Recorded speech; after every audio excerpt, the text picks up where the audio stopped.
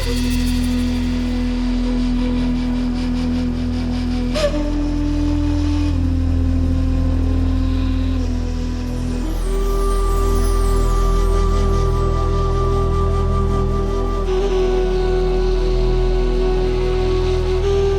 kabundukan ng Zagros sa Iran, may isang tribo na hanggang ngayon ay namumuhay na parang hindi umusad ang mundo. Habang ang karamihan sa mga tao ay abala sa trabaho, traffic, bills at ingay ng modernong siyudad, sila ay nakatira pa rin sa mga tent, walang permanenteng bahay, walang normal na kuryente, at umaasa sa tubig na diretsong galing sa bundok. Hindi ito simpleng camping, hindi ito bakasyon, at lalong hindi ito challenge na ginagawa lang sa social media para sa views. Para sa kanila, ito ang tunay na buhay. Sila ang mga Bakhtiari nomads, isang tribong sinasabing libo-libong taon nang naninirahan sa rehiyong ito bago pa man sumikat ang sinaunang Persya. Sa halip na iwan ang mahirap na buhay sa kabundukan, pinili nilang manatili rito at ipagpatuloy ang pamumuhay na minana pa nila sa kanilang mga ninuno. Araw-araw, humaharap sila sa matatarik na bangin, rumaragas ang ilog, nagyayelong panahon, at kakulangan ng modernong kaginhawaan. Pero sa kabila ng lahat ng iyon, hindi sila umaalis, hindi sila sumusuko, at hindi nila ipinagpapalit ang buhay na ito sa maginhawang buhay sa syudad. Bakit sa panahon ng teknolohiya at modernisasyon, may mga tao pa ring mas pinipiling mabuhay sa gitna ng bundok kaysa sa loob ng konkretong bahay? Paano sila nakakasurvive sa ganitong klaseng kapaligiran? At sa gitna ng isang bansang dumaranas ng matinding tensyon at kaguluhan, bakit tila mas buo pa rin ang kanilang paraan ng pamumuhay kaysa sa maraming komunidad na nasa modernong mundo? Tara, sama-sama nating saliksikin. Pero bago tayo mag-umpisa, ay kung bago ka pa lamang sa aking channel at gusto mong lumago pa ang iyong kaalaman, ay maaari mo bang i-like ang video na ito at mag-subscribe ka na rin para lagi kang updated sa mga susunod nating saliksik videos.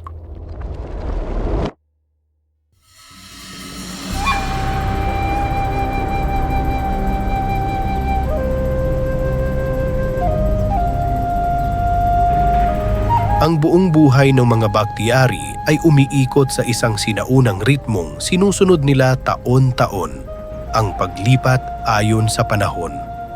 Sama-sama silang naglalakbay na tila isang malaking karavan. Mga lalaki, babae, bata at mga alagang hayop tulad ng kambing at donkey.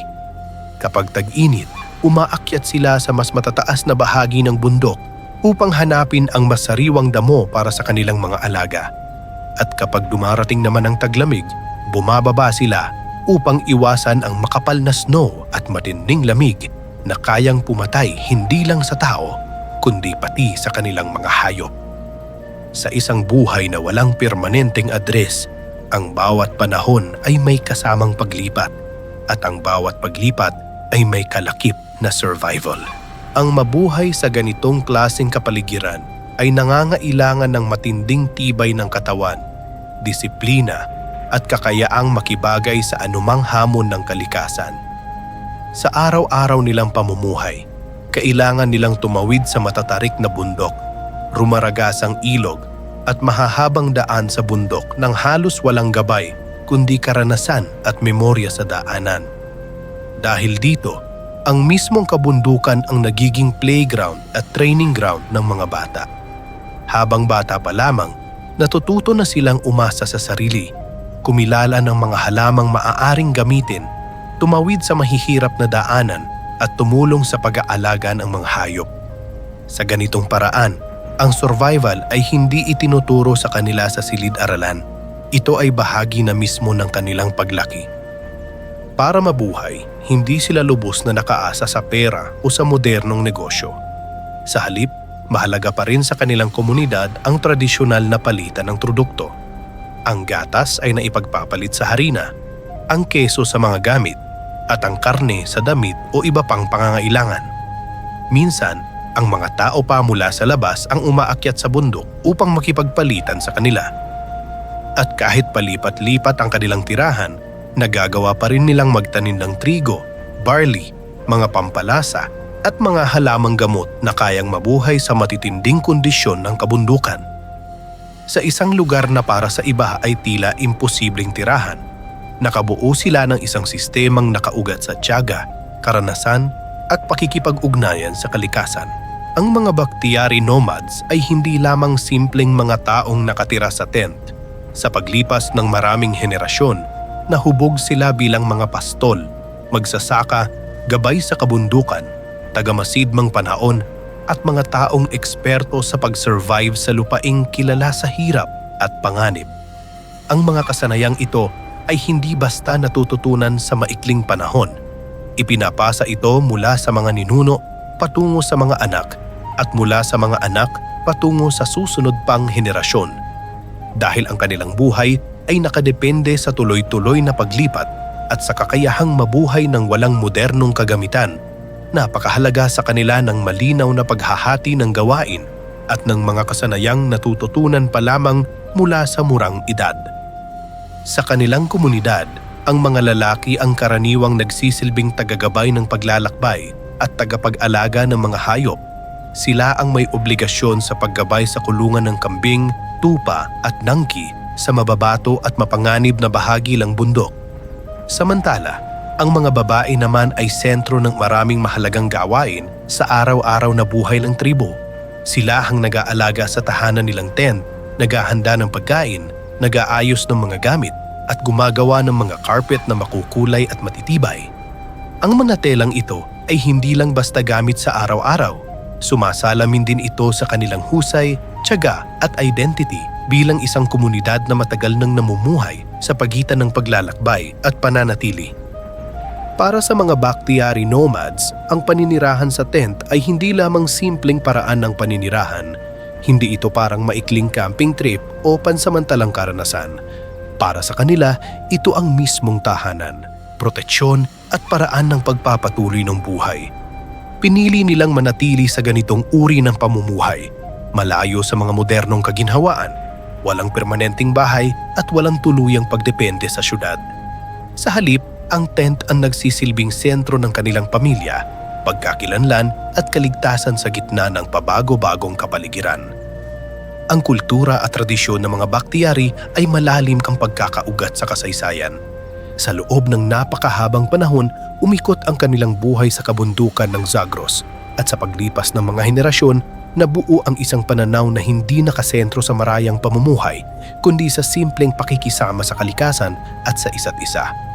Para sa kanila, ang tunay na yaman ay hindi nasusukat sa laki ng bahay o dami ng ari-arian, kundi sa kakayahang mabuhay ng may dangal, may pamilya at may koneksyon sa lupang bumubuhay sa kanila.